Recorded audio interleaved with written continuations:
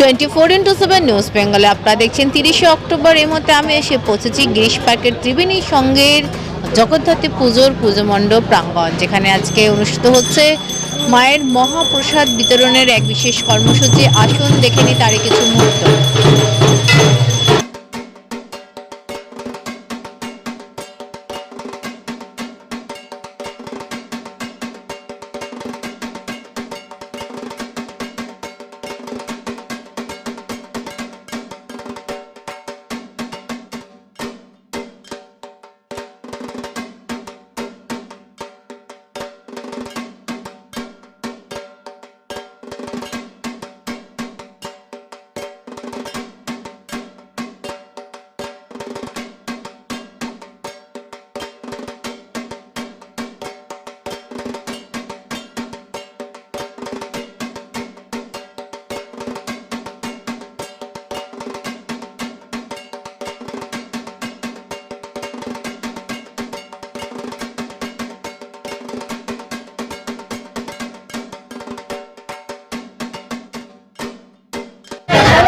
এটা শেষ পুজো।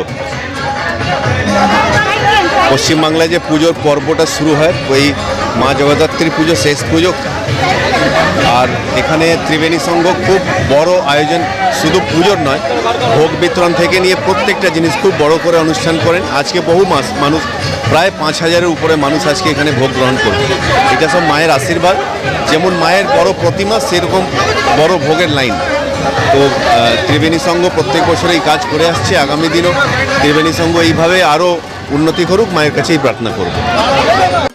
বাস এটাই আমাদের কাছে, মায়ের কাছে প্রার্থনার জন্য এইভাবেই আমরা প্রত্যেক বছর মানুষের পাশে থাকতে পারি, ভালো করে পুজো, ভালো করে ভোগ বিতরণ সবাই করতে পারি। আজকে আমাদের আর একটা খুশির খবর একটা পেলাম আমরা। আজকে আমাদের মাননীয় মুখ্যমন্ত্রী মমতা বন্দ্যোপাধ্যায় আমাদেরকে শুভেচ্ছা পাঠিয়েছেন। আমরা আপনাদের মাধ্যমে মাননীয় মুখ্যমন্ত্রীকে, মমতা বন্দ্যোপাধ্যায়কে আমরা অনেক অনেক ধন্যবাদ জানাচ্ছি। আমরা কি আপনার এই শুভেচ্ছায় আমরা পুরো পাড়ার প্রতিবেশীরা সবাই খুবই গর্বিত আর খুবই আনন্দিত।